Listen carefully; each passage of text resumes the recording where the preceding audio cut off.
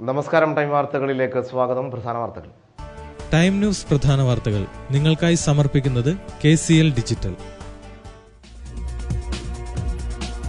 ചെറുവറ്റയിൽ കുറുക്കന്റെ കടിയേറ്റ് 7 പേർക്ക് പരിക്ക്. പരിക്കേറ്റവർ medical college ആശുപത്രിയിൽ ചികിത്സ തേടി. സംസ്ഥാനത്ത് SSLC പരീക്ഷാഫലം ബുധനാഴ്ച പ്രഖ്യാപിക്കും.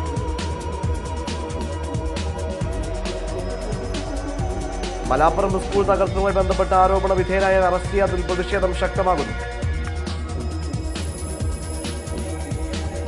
ടൈം ന്യൂസ് പ്രധാന വാർത്തകൾ നിങ്ങൾക്കായി സമർപ്പിച്ചത് KCL ഡിജിറ്റൽ. വിശദമായ വാർത്തകളിലേക്ക്. ചെറുവറ്റയിൽ കുറുക്കന്റെ കടിയേറ്റ് 7 പേർക്ക് പരിക്കേറ്റു. പരിക്കേറ്റവരെ കോഴിക്കോട് മെഡിക്കൽ കോളേജ് ആശുപത്രിയിൽ പ്രവേശിപ്പിച്ചു. ചെറുവറ്റക്കടവ് ഇളയടത്ത് ഭാഗത്താണ് കുറുക്കന്റെ ആക്രമണത്തിൽ നിരവധി പേർക്ക് പരിക്കേറ്റത്. ചൊവ്വാഴ്ച ഉച്ചയ്ക്ക് 1 മണിയോടെയായിരുന്നു സംഭവം. ഇളയടത്ത് അസിന്റെ ഭാര്യ സക്കീന, അസീസ്, അഷ്റഫ്, ജംഷീർ, ഷർബിൻ, സർദാർ, നിഹാൽ എന്നിവർക്കാണ് കുറുക്കന്റെ ആക്രമണത്തിൽ പരിക്കേറ്റത്.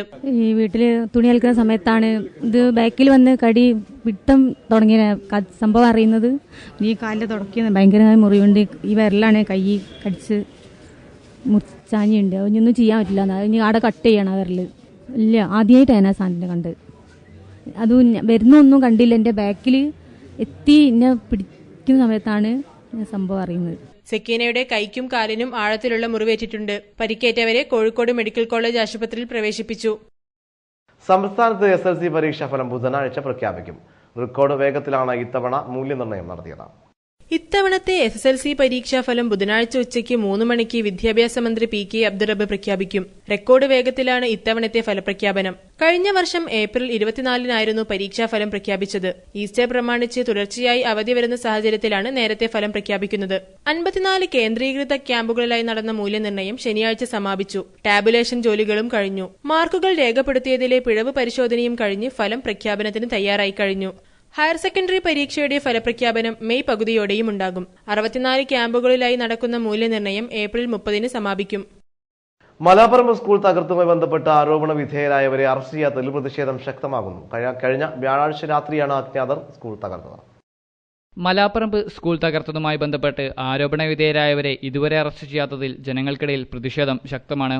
കഴിഞ്ഞ വ്യാഴാഴ്ച രാത്രിയാണ് മലാപ്പറമ്പ് സ്കൂൾ അജ്ഞാതർ തകർത്തത്. തുടർന്ന് സ്കൂളിന്റെ പുനർനിർമ്മാണം സ്കൂൾ സംരക്ഷണ സമിതി ഏറ്റെടുക്കുകയായിരുന്നു. സ്കൂൾ തകർത്തതിനെതിരെ ജനങ്ങൾ രാഷ്ട്രീയ ഭേദമന്യേ ഒറ്റക്കെട്ടായി പ്രതികരിച്ചിരുന്നു. അധ്യാപക സംഘടനകളും വിദ്യാർത്ഥി സംഘടനകളും ഉൾപ്പെടെ കുറ്റക്കാർക്കെതിരെ കർശന നടപടി സ്വീകരിക്കണമെന്ന ആവശ്യവുമായി രംഗത്ത് വന്നിരുന്നു. എന്നാൽ കുറ്റക്കാർ എന്ന് കരുതുന്നവർക്കെതിരെ അറസ്റ്റ് ഉൾപ്പെടെയുള്ള പോലീസ് നടപടികൾ ഇനിയും വൈകുകയാണ്. റെയിൽവേ മേൽപ്പാലം ഉയർത്തുന്നതുമായി ബന്ധപ്പെട്ട അനുമതി ലഭിക്കാത്തതിൽ ആശങ്ക. സുരക്ഷാ അനുമതി കിട്ടാത്തതാണ് പ്രവൃത്തി വൈകാൻ കാരണം. റെയിൽപാത വൈദ്യുതീകരണത്തിന്റെ ഭാഗമായാണ് 1ാം മേൽപ്പാലം ഉയർത്തുന്നത്. എന്നാൽ സുരക്ഷാ അനുമതി കിട്ടാത്തതിനാൽ മേൽപ്പാലം ഉയർത്തൽ പ്രവൃത്തി വൈകുമെന്ന ആശങ്കയുണ്ട്. നിർമ്മാണ പ്രവർത്തനങ്ങൾക്ക് റെയിൽവേ സുരക്ഷാ കമ്മീഷന്റെ അനുമതി ആവശ്യമാണ്. അനുമതി ഇതുവരെ കിട്ടിയില്ലെന്നാണ് അറിയുന്നത്. മാർച്ച് 20-നാണ് പാലം ഉയർത്തൽ പ്രവൃത്തിക്കായി മേൽപ്പാലത്തിലൂടെയുള്ള ഗതാഗതം നിരോധിച്ചത്. ഇതുവരെ കാര്യമായ പ്രവൃത്തിയൊന്നും മേൽപ്പാലത്തിൽ നടന്നിട്ടില്ല. പാലമടച്ചത് കാരണം നഗരത്തിലെ ഗതാഗതക്കുരുക്ക് രൂക്ഷമാണ്.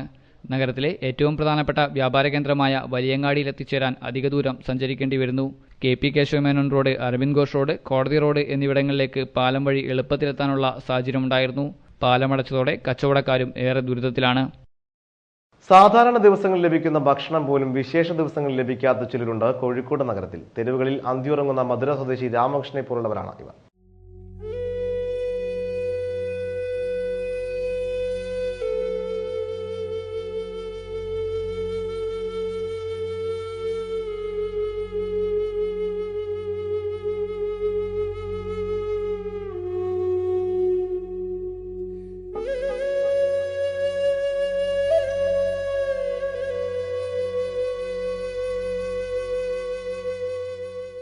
മൂന്ന് വർഷമായി കോഴിക്കോട്ടെ തെരുവുകളിൽ ജീവിക്കുകയാണ് മധുര ഉഷിലാമ്പെട്ടി സ്വദേശി രാമകൃഷ്ണൻ.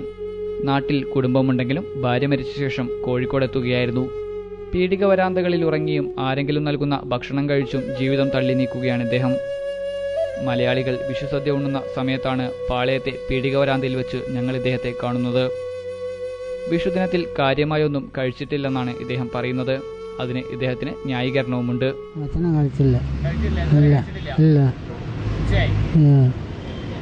ഒരു ആള് അവിടെ താഴത്ത് പേടിയില്ല, ഒരു ചായ വാങ്ങി തന്നു. അതെ, വേറെ ഒന്ന് ഭക്ഷണം കഴിക്കാൻ ഒന്നും പണിയില്ല, പൈസ ഇല്ല, ഇങ്ങനെ ആയി നിൽക്കുക. അതാണ് എന്ത് ചെയ്യാനാ. പോയി കടകളിൽ പോയി ചോദിച്ചാൽ അവർ 50 പൈസ 1 രൂപ തരും. അത് ഈ വിസ് കൊണ്ട് കടകളും പൂട്ടി. എണ്ണു വെറുതെ പട്ടിണിയാകും പോലത്തെ ഒന്ന്. സാധാരണ ദിവസങ്ങളിൽ കടകളിൽ പോയി ചോദിച്ചാൽ ആരെങ്കിലുമൊക്കെ ഭക്ഷണം നൽകും. വിഷുവായതുകൊണ്ട് നഗരത്തിലെ ഹോട്ടലുകൾ തുറക്കാത്തത് കാരണം ഇദ്ദേഹത്തെ പോലുള്ളവർ പട്ടിണിയിലാണ്. അതുകൊണ്ട് തന്നെ ഞങ്ങൾ കൊടുത്ത ജ്യൂസ് ഇദ്ദേഹം വേഗം വാങ്ങിക്കഴിച്ചു. ഞങ്ങളോട് നന്ദിയും പറഞ്ഞു. ആഘോഷാവസരങ്ങളിൽ അനാവശ്യമായി ഭക്ഷണം പാഴാക്കി കളയുന്നവർ മനസ്സിലാക്കണം. രാമകൃഷ്ണനെ പോലെ എത്രയോ പേർ നമുക്കിടയിൽ ജീവിക്കുന്നുണ്ടെന്ന്.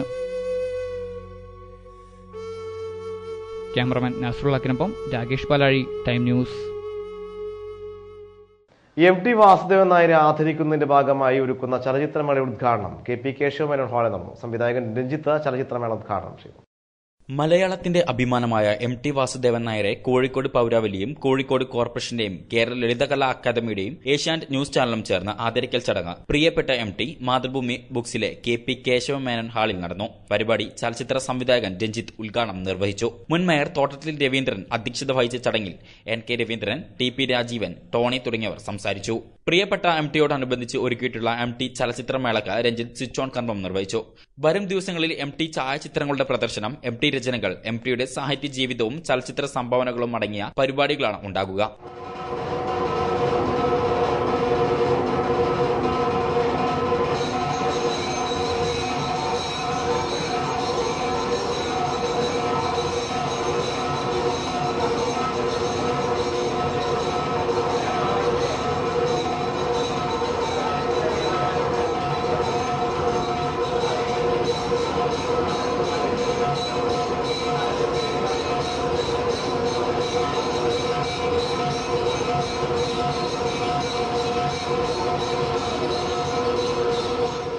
തിങ്കളാഴ്ച ഇടിമിന്നലേറ്റ് മരിച്ച പെരുവണ്ണ മാവൂർ പറമ്പ് കൃഷ്ണന്റെ മകൻ അഭിനവിന് നാടിന്റെ അന്ത്യാഞ്ജലി. സഹപാഠികൾ ഉൾപ്പെടെ നിരവധി പേരാണ് അഭിനവിന് അന്ത്യോപചാരം അർപ്പിക്കാനെത്തിയത്.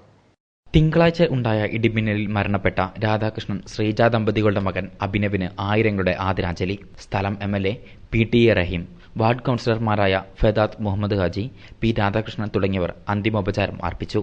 തിങ്കളാഴ്ച പകൽ 2:00 വീടിന്റെ അടുക്കളയിൽ നിൽക്കുമ്പോൾ ഇടിമിന്നലേറ്റത്. Kuttikkattoor government higher secondary school 6ാം ക്ലാസ് വിദ്യാർത്ഥിയാണ് അഭിനവ്. തന്റെ പ്രിയ സുഹൃത്തിനെ അവസാനമായി ഒരു നോക്ക് കാണാൻ രാവിലെ തന്നെ അഭിനവിന്റെ സുഹൃത്തുക്കൾ എത്തിയിരുന്നു. കൂടെ സ്കൂളിലെ മറ്റധ്യാപകരും നാട്ടുകാരും അഭിനവിനെ അവസാനമായി ഒരു നോക്ക് കണ്ട് വിങ്ങിപ്പൊട്ടി മടങ്ങുകയായിരുന്നു. ചൊവ്വാഴ്ച വൈകിട്ടോടുകൂടി കുടുംബ ശ്മശാനത്തിൽ മൃതദേഹം സംസ്കരിച്ചു. കുണ്ടങ്ങൽ റെസിഡന്റ് അസോസിയേഷന്റെ 3ാം വാർഷിക ആഘോഷം നടന്നു. ഫ്രാൻസ് റോഡ് ബറാമി ഹാളിലാണ് പരിപാടി നടന്നത്. കുണ്ടുങ്ങൽ റെസിഡൻസ് അസോസിയേഷൻ 3ാം വാർഷികാഘോഷം നടന്നു. ബറാമി ഹാളിൽ നടന്ന ആഘോഷ പരിപാടി സായി ബാലൻ ഉദ്ഘാടനം ചെയ്തു. എന്നെ ഈ പരിപാടി ഉദ്ഘാടനം ചെയ്യാൻ ക്ഷണിക്കാൻ കാണിച്ച ആ നല്ല മനസ്സിന്, അതുപോലെ തന്നെ ഐഡിയ സ്റ്റാർ സിംഗർ പ്രോഗ്രാമിൽ പാടിക്കൊണ്ടിരിക്കുന്ന സമയത്ത് നിങ്ങൾക്കറിയാം, ആ പരിപാടി ഒരുപാട് ഫാക്ടേഴ്സ് ഉണ്ട്. ഒരു പാട്ട് പാടിയാൽ മാത്രം പോരാ, SMS അയക്കണം, അങ്ങനെ പല സംഗതികളുള്ള ഒരു പരിപാടിയായിരുന്നു. അപ്പോൾ നിങ്ങളുടെ സപ്പോർട്ട് എനിക്ക് ഒരുപാട് ഉണ്ടായിട്ടുണ്ട് എന്നാണ് ഞാൻ വിശ്വസിക്കുന്നത്. എനിക്കങ്ങനെ തന്ന പ്രോത്സാഹനത്തിന് കൂടെ ഞാൻ എൻ്റെ ഹൃദ്യമായ നന്ദിയൂടെ ഞാൻ അറിയിക്കുന്നു. ഞാൻ നേരത്തെ പറഞ്ഞ പോലെ ഇതുപോലെ ഒരുപാട് സംഘടനകൾ ഉണ്ടാവാൻ ഉള്ള കാരണം ഞാൻ മനസ്സിലാക്കിയത്, നമ്മളെ എന്തോ നമ്മളെ നന്മയും സ്നേഹവും ഒക്കെ നമ്മൾ വിട്ടു പോകുന്നത് എന്ന് നമ്മൾ തിരിച്ചറിയാൻ തുടങ്ങി. പലയിടത്തായിട്ട് നമ്മൾ ഈ കാണുന്ന അടുത്തടുത്ത സ്ഥലങ്ങളിലൊക്കെ ഇതുപോലെയുള്ള സംഘടനകളുണ്ട്. ഇതിനുള്ള കാരണം ഒന്നത്തെ നമ്മളെ ടെലിവിഷൻ വന്നതോടുകൂടി തന്നെ നമ്മൾ അങ്ങോട്ടും ഇങ്ങോട്ടുള്ള സഹൃദയത്തൊക്കെ വിട്ടുപോയി. അടുത്ത വീട്ടുകാരോടും ആർക്കും ഒന്നും സമയം ഉണ്ടാവില്ല. വീട്ടിലൊരാൾ വന്നാൽ ലോഗിൻ ചെയ്യാൻ നമ്മളോട് ടിവിന്റെ മുന്നിൽ ഇങ്ങനെ കാലൊക്കെ എടുത്ത് വെച്ച് റിമോട്ട് വെച്ചിരിക്കുന്ന ഒരു രീതിയിലേക്ക് നമ്മുടെ കുടുംബം അല്ലെങ്കിൽ നമ്മുടെ വീട്ടിലെ കുട്ടികളൊക്കെ മാറിക്കൊണ്ടിരിക്കുന്ന അവസ്ഥയാണ്. ടെലിവിഷൻ ആർട്ടിസ്റ്റ് ദേവരാജൻ മുഖ്യാതിഥിയായി. Association president KP Koyasan Koya അധ്യക്ഷത വഹിച്ചു. Ward councillor Brasilia Shamsuddin, councillor CP Musafir Ahammed, Chemmangad SI K Muhammad Ashraf, AP Mehaboob എന്നിവർ സംസാരിച്ചു. തുടർന്ന് വിവിധ കലാപരിപാടികളും നടന്നു. ഇസ്ലാമിനെ പറ്റി ജനങ്ങൾ കൂടുതൽ അറിയാൻ സഹായകമാകുന്ന തരത്തിലുള്ള പുസ്തകങ്ങളുമായി ടൗൺ ഹാളിൽ ഇന്റർനാഷണൽ ഇസ്ലാമിക് ബുക്ക് ഫെയർ നടക്കുന്നു. മേള ഈ മാസം 16 വരെ നീണ്ടുനിൽക്കും. നിച്ച് ഓഫ് ട്രൂത്തിന്റെ ആഭിമുഖ്യത്തിലാണ് ടൗൺ ഹാളിൽ ഇന്റർനാഷണൽ ഇസ്ലാമിക് ബുക്ക് ഫെയർ നടക്കുന്നത്. ഇസ്ലാമിനെ പറ്റി ജനങ്ങൾക്ക് കൂടുതലറിയാൻ സഹായകമാകുന്ന തരത്തിലുള്ള വിവിധ പുസ്തകങ്ങളാണ് മേളയിലുള്ളത്.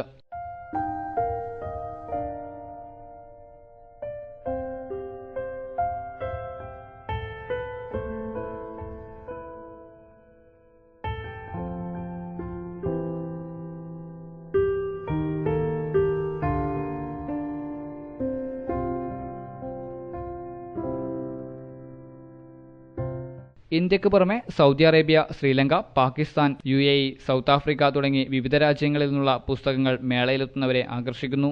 മലയാളത്തിനു പുറമെ ഇംഗ്ലീഷ്, ഹിന്ദി, അറബി, ഉറുദു, തമിഴ് തുടങ്ങി വിവിധ ഭാഷകളിലുള്ള പുസ്തകങ്ങളുണ്ട്. 2500ഓളം പുസ്തകങ്ങളാണ് മേളയെ സമ്പുഷ്ടമാക്കുന്നത്.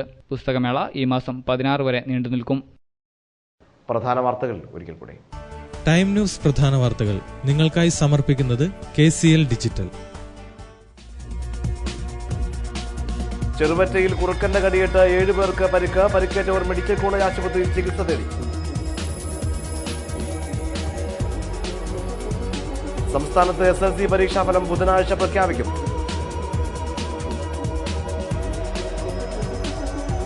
മലാപ്പുറം സ്കൂൾ തകർത്തതുമായി ബന്ധപ്പെട്ട ആരോപണ വിധേയനായ അറസ്റ്റ് ചെയ്യാത്തതിൽ പ്രതിഷേധം ശക്തമാകുന്നു. ടൈം ന്യൂസ് പ്രധാന വാർത്തകൾ നിങ്ങൾക്കായി സമർപ്പിച്ചത് KCL ഡിജിറ്റൽ. ഈ വാർത്താ ബുള്ളറ്റിൻ ഇവിടെ പൂർണ്ണമാകുന്നു. നമസ്കാരം.